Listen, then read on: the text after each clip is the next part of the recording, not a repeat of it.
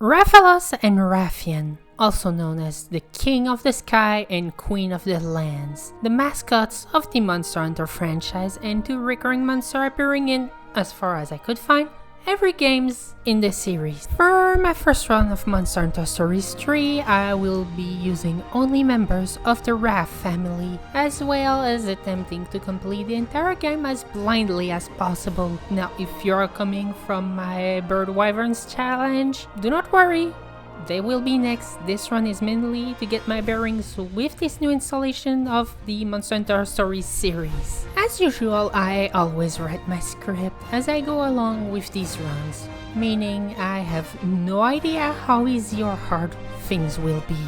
The rules are as follow. I can only use members of the Rath family, meaning Rathalos, Rathian, and any of their variants, subspecies, and deviants. I can only equip weapons and armors made from the Rath family. No items in battle, with an exception to paint bombs. I do not know if myths are still a thing here, but just in case I'll also add that if an item carries an effect into battle, it is also forbidden. No duplicate Monsties, unless the story requires me to do otherwise. I am only allowed Rath field skills. I will also accept actions my rider can do, like swimming, even if slow. Given I expect to be forced to have partners in battle, I am forced to use Eleanore whenever she is available. Since there are no Rath riders as far as I know, she is the most fitting for this run's team. Finally, I will only allow paired up Raths, with the exception of partnerless Raths like Rathian and Rathalos, if he appears in the game. I will also allow a temporary exception for Rafa, who I will treat as a common Rathalos for the purpose of this run until we get our Rathian. The reason for this final rule is twofold. Rathian and Rathalos are well known to stick together at all times. Also, given how easy it is to obtain a Dread Queen, I had to figure out the limitation. Starting the run, as I do not have my signature Mizutsune air yet, I go for a look I believe is fitting for a Rath rider, mixing the Rathalos' red and the Rathian green. And given playing humans is sucky, I made my character a Wyverian.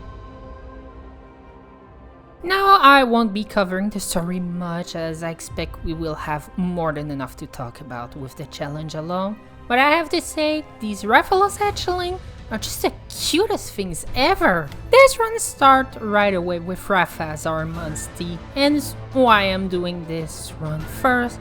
If you're curious, it was the same logic that got me to use Bird Wyverns for Stories 1 and 2 runs. You might notice this equipment is not very Rath-like.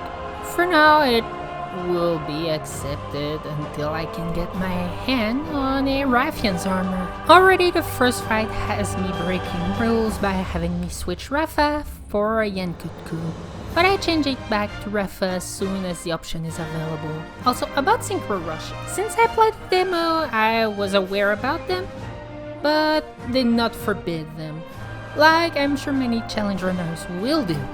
The reason why is because I have a habit of doing every QTE I see, so forbidding them would make this game a chore to play and really unpleasant. So for my own sanity and fun, I will not. Once again, the tutorial has me use a Tobit Kadechi to climb the tower.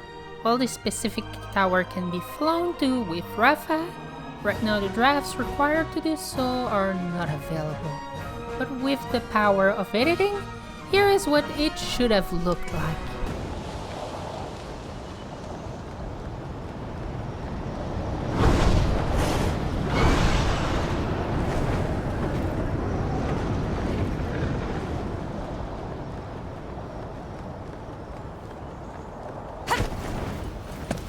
Next, the game shows us how to shoot fireball. This does not require me to break any rule. I am showing this because of how fucking cool it is to ride a Rathalos and shoot fireballs. Capcom, give me a Monster Hunter game where we can play as the monsters. Another neat thing is how you gain EXP from collecting resources, meaning less time spent in combat for levels. This does not mean you can do combat if you wish to. but it will help so much as I already like this game very much and can imagine myself doing many challenge runs on this game. Back to progress, the walls meant to be climbed by I thought would be Kedechik and luckily be jumped over by Rafa pretty easily. Arriving at the end of the tutorial area, we are faced with fake Tokomon to act as our weapon tutorial before the real boss shows up, and also our first feral monster, Chatakabra.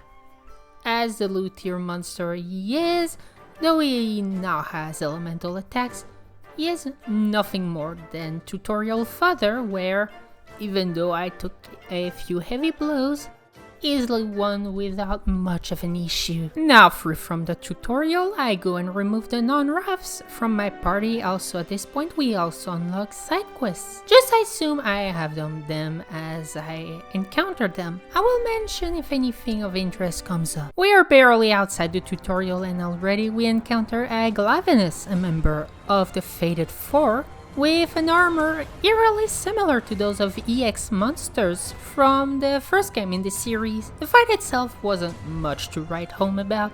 My ally lost 2 hearts, but unlike Stories 2 where losing your ally meant game over, losing your ally here only means them being out for a turn or 2.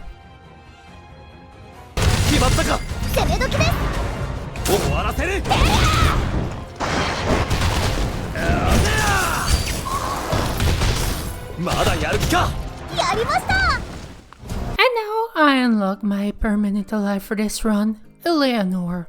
At least as much as the story allows. And she's gutsy too. I love that, a quality we monsters respect. To test Eleanor's abilities, we set out to fight a feral Yankutku. Though the fight is not hard, it is clear I will need better equipment ASAP, as I already suffered my first card due to an AoE attack, but at least we now have set up a camp, which will later help me get a few Monsties very soon.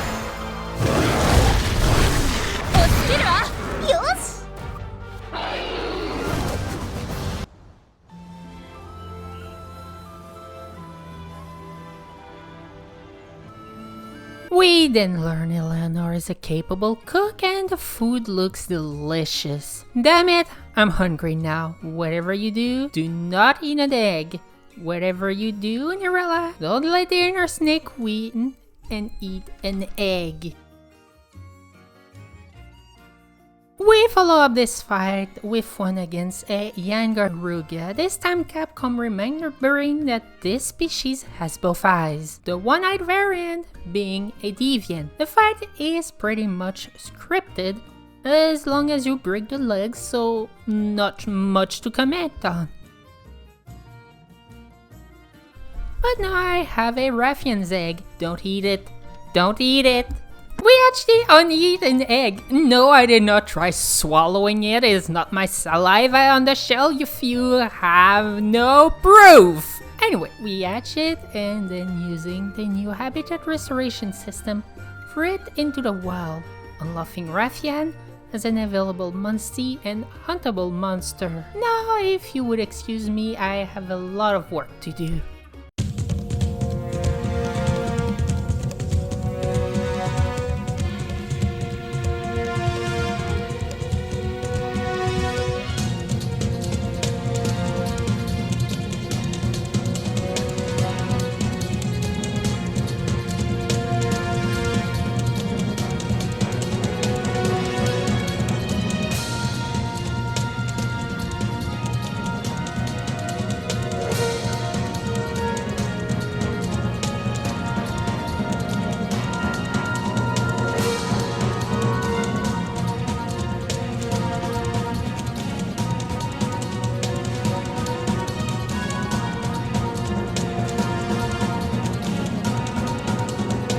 As you could see, I unlocked Rathian Sakura and Red Queen Rathian. However, while I can use their equipment if I can defeat them, I cannot use them as Monsties as long as they do not have either Rathalos and Red King Rathalos respectively, as I need to pair them. But having them unlocked will certainly help much later into the run. Also, you will see now have a Rathian named Rathi in my party. I can no longer use Ratha without her inside the party, as she is now his paired mate. Just as a heads up, the quest to find the Regal theme is doable without a swimming Monstie, though much slower. Given some people would be unsure, I prefer to confirm it. I also tried my hand against Rathian Sakura, but right now my damage is too low and hers too high, but it should be doable soon. Now at this point I decided to add the other Rathians into my party. While I can't use them, I am taking them for a handful of tests, like do monsters in your party gain more EXP or if they'll gain kinship. If you didn't know, in previous stories title there was a hidden kinship mechanic that made it so you gain passive kinship over time. This will make it so you could start fights with up to 30 kinship. Now, I am unsure of the trigger. I assume it was battling with these Monsties in your party. Before continuing with the main story, I fought the feral Paolumu to unlock a new campaign site, as I knew this feral monster could be done early from playing the demo. The fight was no sweat, as I used Ratha for his land phase and Rathi for his floating phase, making sure to target his body/pouch. Not even a single card, well, except one for Eleanore, but I will not mention NPC cards unless they get taken out.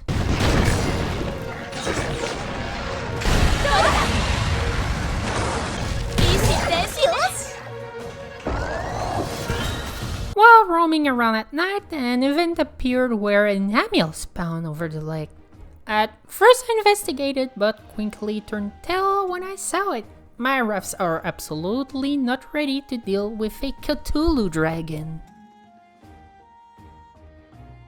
Continuing the main story, we learned that the kingdom tried to burn alive Ratha's twin, whose only crime was to not make their stupid stone shine. I don't care what you have to say about their backwater beliefs, they are clearly the bad guys here.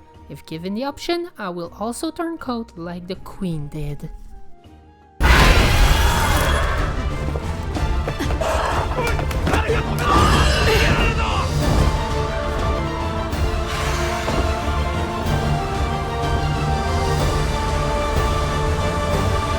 Out of sheer disgust, I went and fought the feral Nursula. The fight was doing great, but its sleep gas caused quite a bit of issue, leading to my defeat, though it was close. I'll see if I can find something to protect me against sleep and try once again if I do.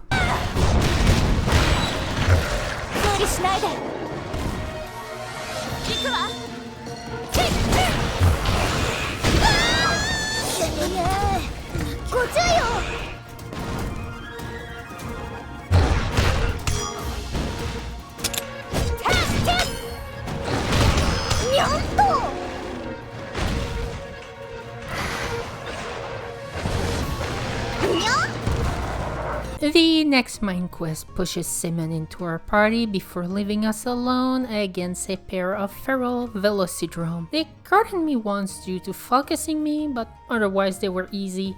Avoid the crystals when they glow, use Rathi as main Monstie, and use technique when calm and speed when mad.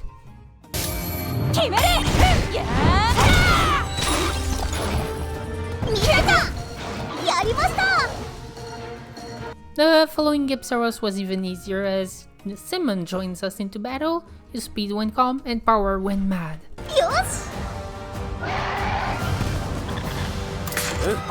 With the Rite of Channeling unlocked, it goes without saying I went back to collect genes to power up my Ratha and Rathi. Also, I've unlocked side stories, but like side quests, I will only mention them if anything interesting happens. With my powered up Rathi, I then attempt to get my revenge on the Rathian Sakura. The fight was long and arduous. I carded many times. Eleanore was even out for 2 turns at one point, but with perseverance, I finally managed to achieve victory against her.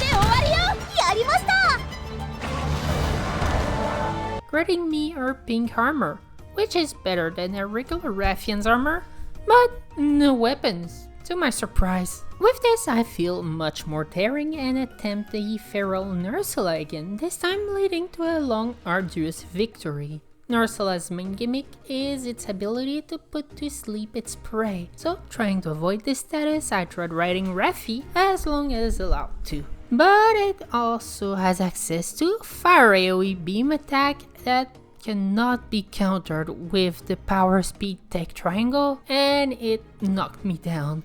Otherwise, the fight is as follows. It uses tech when calm, and once mad, its crystal can be attacked, and it uses speed attacks.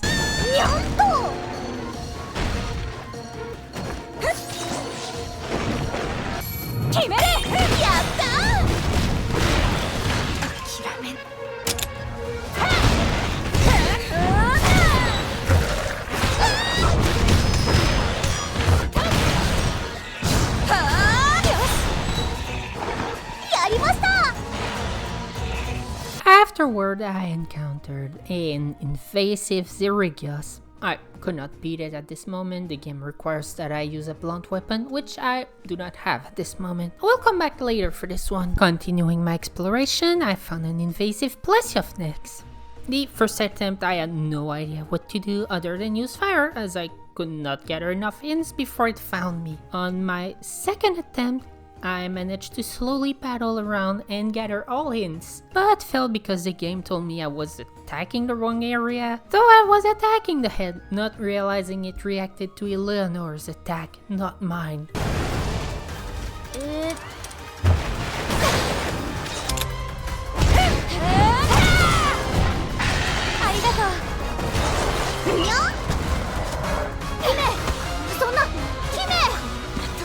And on attempt 3, I focus on its silly head and won easily, ignoring the comments.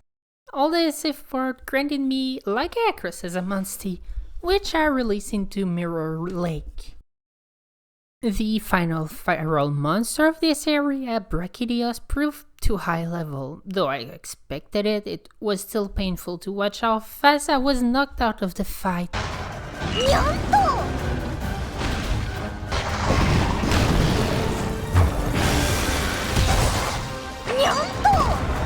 Back to the main story, the war between the kingdoms have started, and we have to fight a pair of armored Glyphnists.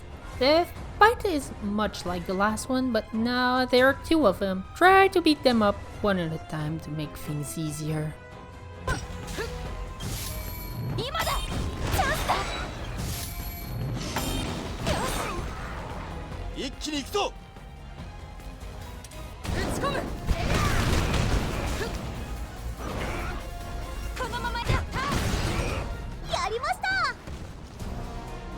As we approach the Wyverian Gate, we are stopped by a Magnamallow. His mechanics are as such: he will use speed when flameless, power when in purple flames, and technique with the larger pink flame. He will also use many typeless and AoE attacks, meaning a good resistance is required. Break his parts and he will end his phase and go to the next before resetting, repeat until he falls.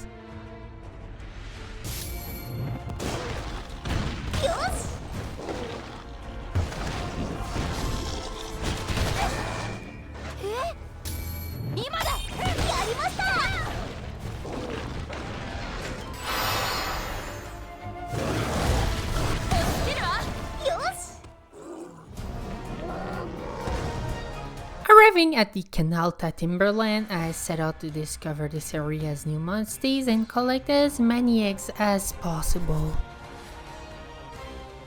Hatching them, as you can see, this game really wanted me to have many purple Ludroth for some reason, But as I had suspected, this is an area with a lot of monsters from Monster Hunter Rise. The first boss of the new area is a feral Somnicant. No, I could not get his full moveset as we finished the fight too fast, but he will use multiple sleep-inducing moves, will use speed attacks when standing on its tail, and from what I know from playing Rise, I would assume this means he uses technique when on all four.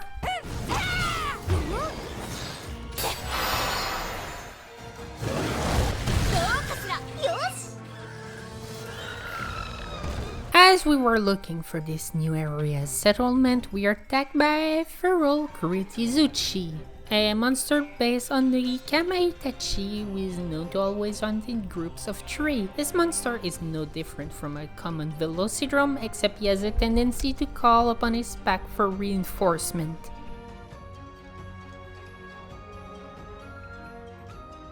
Setting out to restore the canine population, we encounter an invasive Arzuros, keeping their eggs into a crystal egg. The fight is very easy. Attack until it runs out of Oni, preferably with AoE attacks as it uses Oni to heal and summon minions.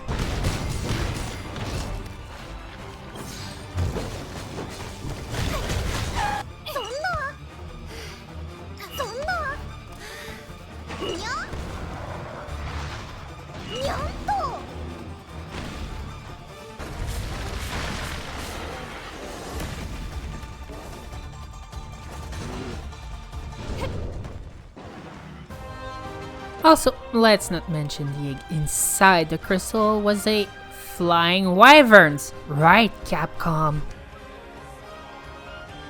Doing the next set of side quests, I encounter an interesting roadblock during Korra's quest. Our quests consist of cave diving, but this one is flooded and right in the entrance, a set of ore stones block our way. Luckily, they are not too far, and I can easily blow them out with Rathi with a bit of maneuvering. The rest of this cave went without an hitch. We met a Kizu, no dick jokes this time, but he was not worth more than a mention of existence. During Ogden's second side story, the game has me locked into this side quest until I defeat the exotic monster, a Serathis that hunts only Arzuros. But to have it come out of its hiding spot, I need to have an Arzuros as a Monstie. Since I am in no mood to reload, I will momentarily break my rule to have an Arzuros, only to bait it out. Then switch to Rathi once in battle, or so I thought, but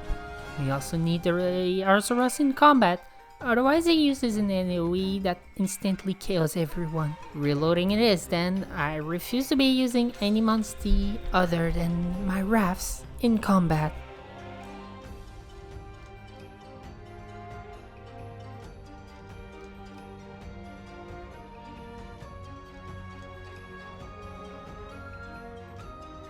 Back to the main story, I am forced to use a canine, or palamute as you might know them from Rise, to dig into tunnels twice. This is then followed by a fight against a feral Agnosum. It is just a simple Agnosum capable of using ice element, so use power when it is calm, and once it opens its creds, switch to speed and attack the head and destroy the crystals.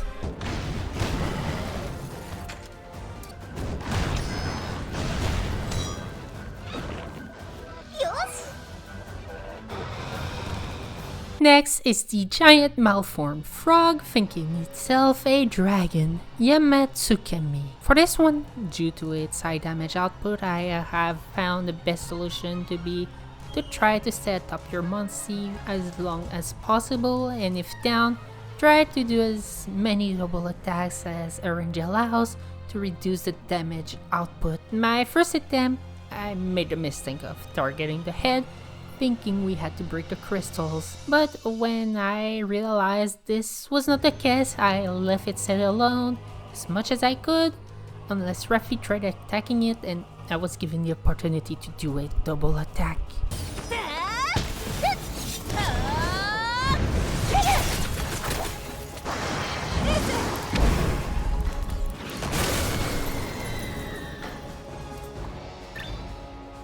After being separated from the rest of our party, I have to face an Almudron one-on-one.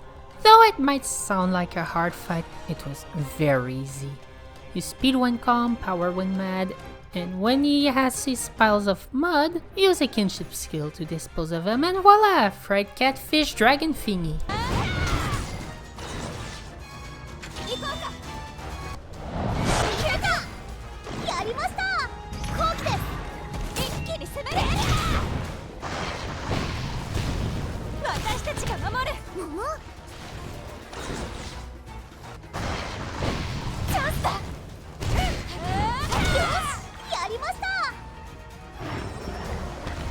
Right as we enter the new desertic region, we are attacked by Feral and Jarakan, though I hated this monster in WoW.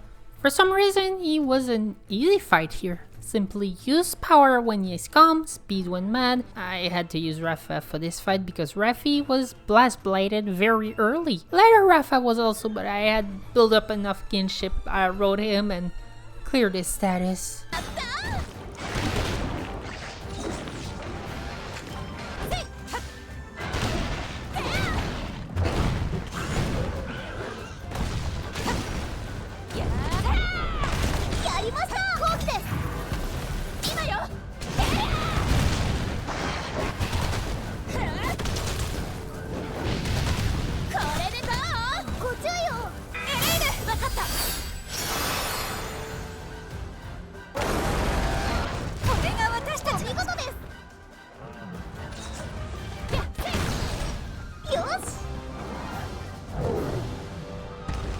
Wanting a camp in this area to have an eye on this region's monsters, as it looks like an area that could have a Rathalos, I fought what I believe to be the weakest feral monster of this area, Feral Barrow. The fight was, as expected, easy.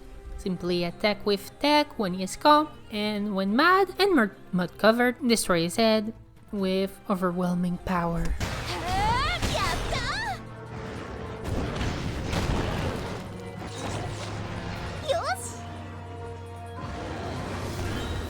Having skipped side stories as I felt a bit overpowered, I went straight to the feral Ragna Kedaki. The fight isn't hard, but if you don't know what you're doing, which I didn't, it can prove a challenge. Ragna starts inside a web cloak, using technique as main type, but often uses AoE in typeless attacks. To stop the onslaught, you need to destroy her leg, which is where I took most of my cards due to not focusing the legs. Then the fight eases up, she will create her cocoon and use speed attacks. This is an easy phase, simply destroy the cocoon. Then she will be bare for a turn or two, going back to tech attack before returning to cloak. Repeat until the fight ends.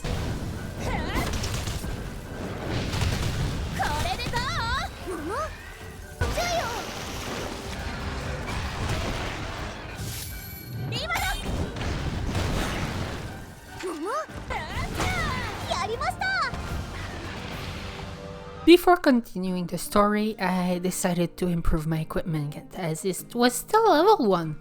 While looking for the resources, I defeated the Feral Tetranodon, who was of little mention. Still, I have not found the required resources for the Rathian Greatsword. The next combat in the main story is Redao. I made 2 attempts at first, but seeing how I could not survive even 3 turns, I made a few changes to my equipment and Monsties, but even then, it was not enough as another 2 fails added to my count. I will be going to do a few side quests and come back stronger.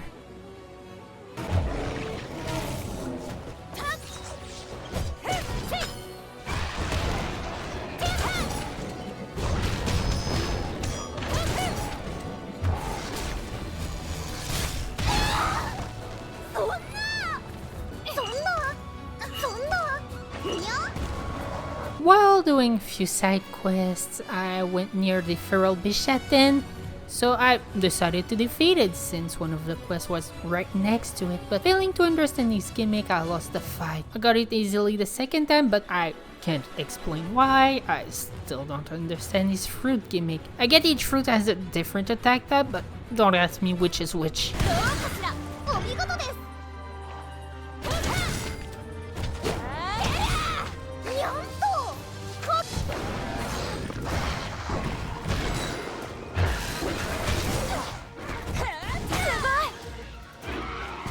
Right after that, I noticed the endemic life being excited, guiding me to an invasive Shogun army tour. I made 2 attempts before realizing from the footprints that I need a way to increase my defenses, which I do not have right now.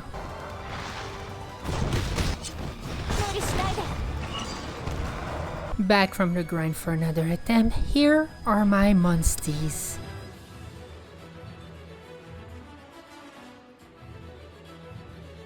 The next raid I'll fight was the one, but to be honest, I won out of sheer luck. I got lucky when he was about to use the railgun. Instead, he was paralyzed, allowing me to ride a Rathi, which is what granted me this victory, as now it was much harder to hurt me for him, especially since he got paralyzed often. It was an easy victory only because RNG willed it.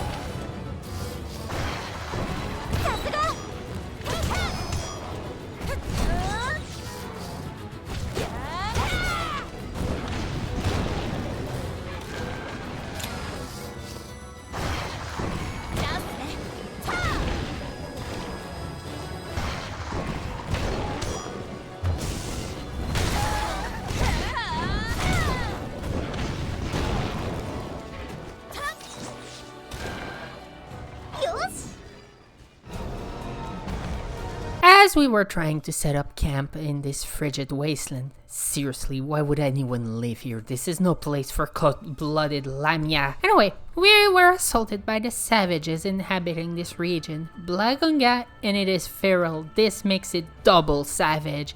Anyway, this banana-loving imbecile did hit it hard, but his pattern is easy. You speed when calm, technique when mad, use AoE to deal with the minions, and there you go, monkey popsicle. So cold.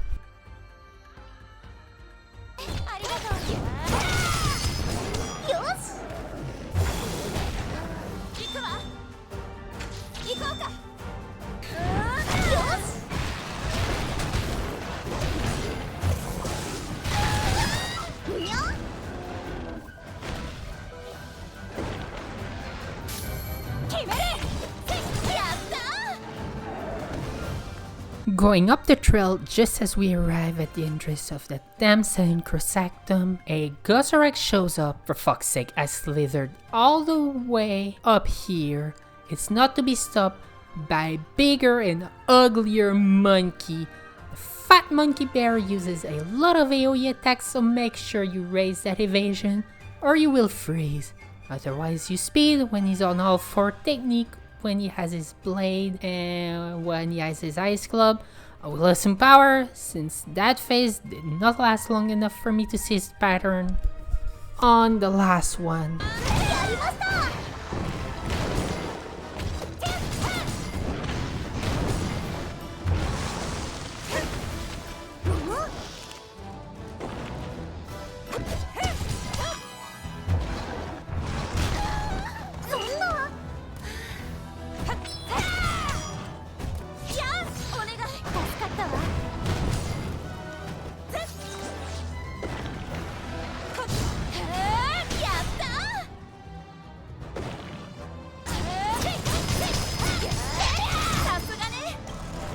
And finally, after all this time, I have unlocked Rathalos, and by extension, his mutations. Now, I will come clean. I knew Rathalos was here. After searching the desert area, I was worried I had missed Rathalos and checked where it was. At first, I had only found it was not an endangered species, like its mate was, but then I looked and found it was in the Synchrosactum. Seeing the requirements for the Dread King to have 4 flying wyverns, I determined from the areas I already have unlocked the Death Maw to be the best, as it already have 2, and with Rathalos and Serathis, it goes up to 4. Now, I could probably have gone for Fire area, but Other than Rathian's area, the only one with at least 2 flying wyverns. Add a feral glavenus to have a level for me, and I want my new Rathalos now, after hours of work. Here are my party's 4 new addition. You might notice the dull coloration of the new Rathalos. That is because of their secondary neutral element.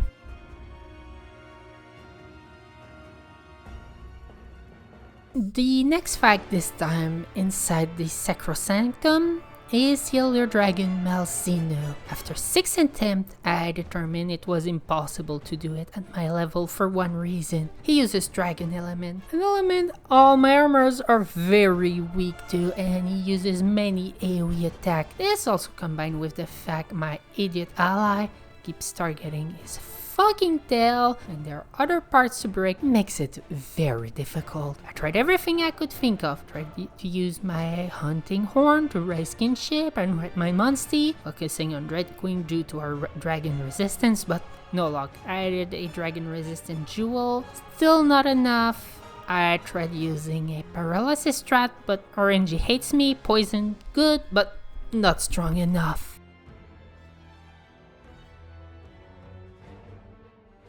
After a lot of leveling up and even completing Eleanor's questline, I come back to the area at around level 55. The rematch against Malzino was intense. Though my levels did balance my extreme weakness to dragon at least, I could tank around 1 or 2 hits before being knocked out, while my Dread Queen would tank multiple hits. I would use a more aggressive approach this time, quickly increasing my kinship to ride my Monstie, and once I knew Malzino would use an AoE that would knock me down, I would call for a double kinship attack. However, I was still unable to break his stance and knock him out of Curio phase, and he would unleash his ultimate, leaving me with only 1 card left. Though I managed with the power of high toxicity, nuclear powered breath attacks, and a weird green glavenus.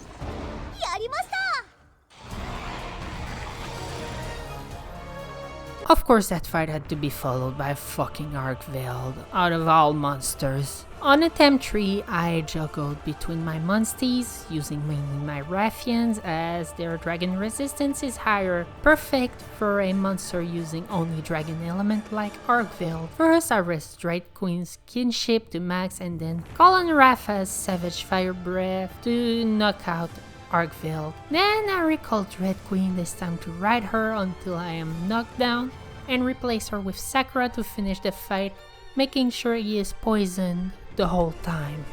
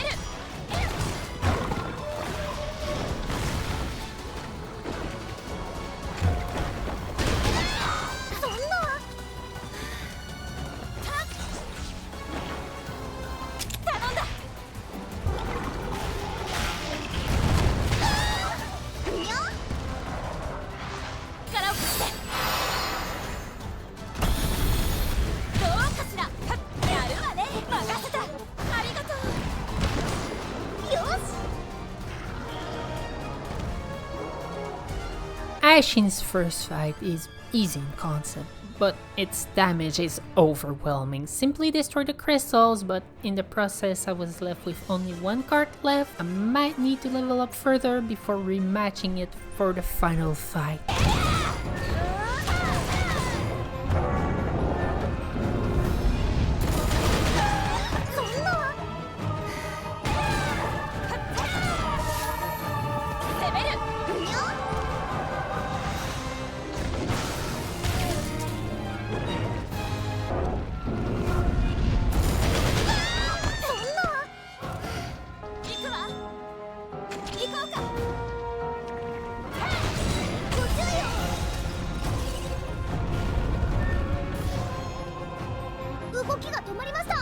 Seeing how a healing skill might benefit my party, I went around and looked for Kurupeko, but could not find it online. So I dug deeper and found a healing egg skill available in neutral areas for A+ rank monsters, Nature Heal. What you are seeing now are the results of looking for this skill and gifting all good skills I found to my Raths. After 2 attempts against the battle-bound Rathalos, it is clear I am under level again. His damage is just way too high, even with my Ratha's supportive heals.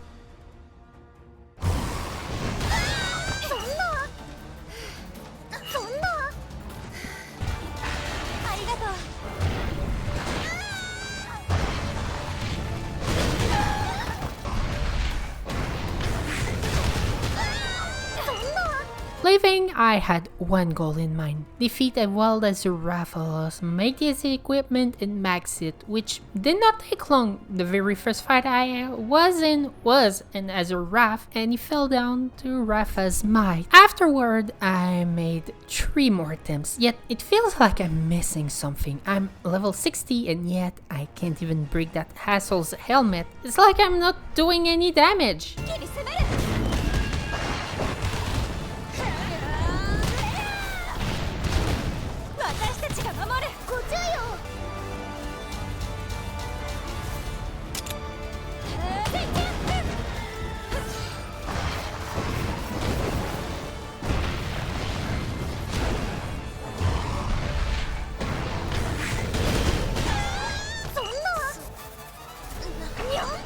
Ten levels later, at level 70, I returned to face the Rathalos. I had waited so long because of the very minute amount of damage I was dealing previously. Figuring out my lack of damage came due to him being resistant to fire. Now, while I won without a single card, the fight was not easy. I had to use only my Dread King, who I made the party stank, so lowish damage, heals, regen, high defense, but poor SP management, so while I dealt damage, my technique was as such. First, ride Dread King ASAP, then since I can't heal often, I have to use my stamina sparingly by using only basic attacks and keeping the stamina for when I really need to heal.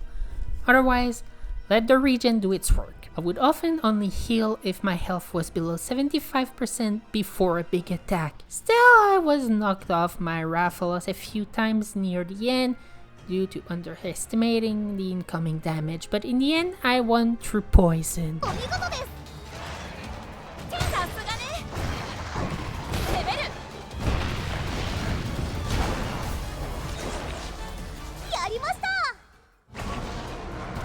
Battle-bound Luna Garon was a piece of cake. I used the same tactic as I did against Rathalos, but it was much easier. I only was carded because I tried changing to Rathi, who is not that resistant. Near the end, when the monster was using 2 attacks per turn.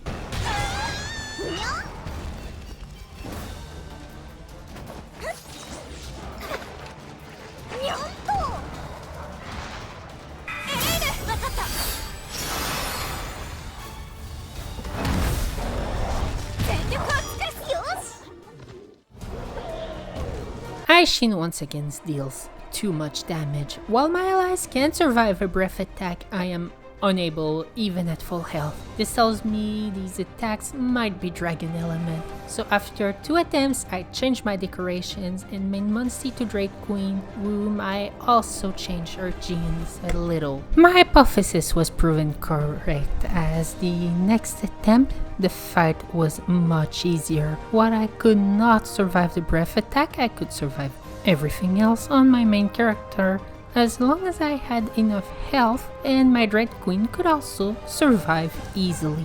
The fight was much like the Rathalos one.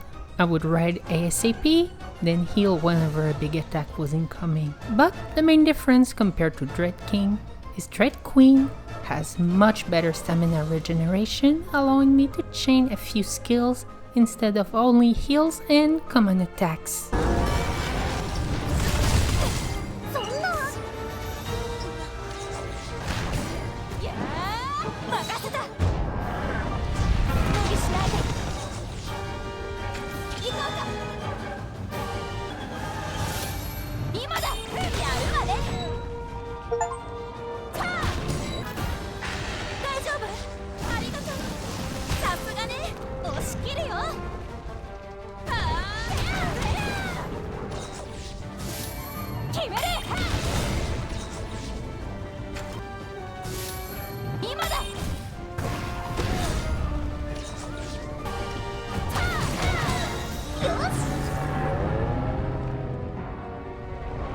After 3 attempts against Final Aetion, I find myself back with the same issues as I was plagued with previously. He uses only dragon attacks, though Dread Queen's defenses are great, my riders are far from. I am constantly one-shotted by most heavy attacks, even though I kept my dragon resistance decorations, meaning I always lose at least 1 card by the time I ride her, and if I ever get knocked off at any point, then it is pretty much a guaranteed defeat.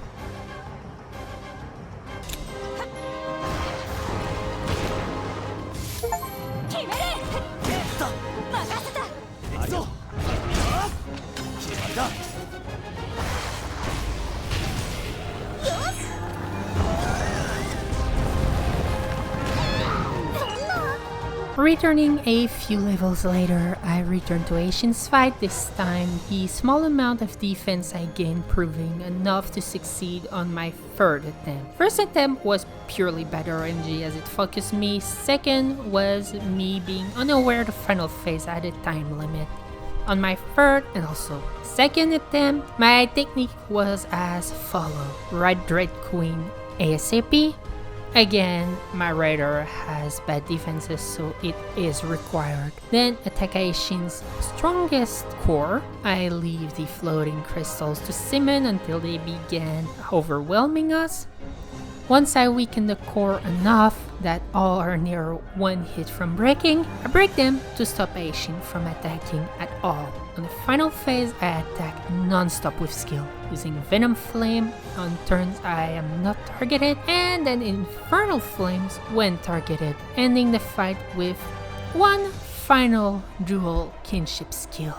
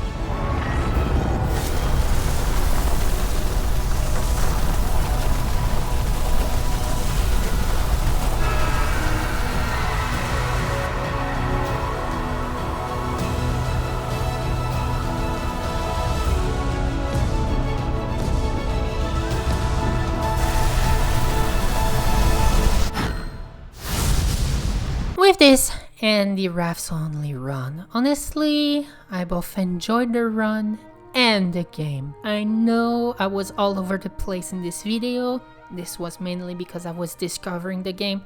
The difficulty spikes were where I would have expected them. Fire-resistant monsters and monsters using Rathalos and Rathian's shared weaknesses to Thunder and Dragon. Now, one thing I have to criticize a little is Rath himself. All time we are told he is the one meant to fight Ashen with his twin, but still he keeps the typical weaknesses of a Rathalos to Dragon. I think they should have made it at least neutral, because as it stands now, Rath is one of the worst Monsties to use against Ashen. But beyond this critique, this is more than likely my game of the year. With that said, thank you very much for watching until the end. Please leave a like, comment, and subscribe. With this, I will now soon start working on the Bird Wyvern run.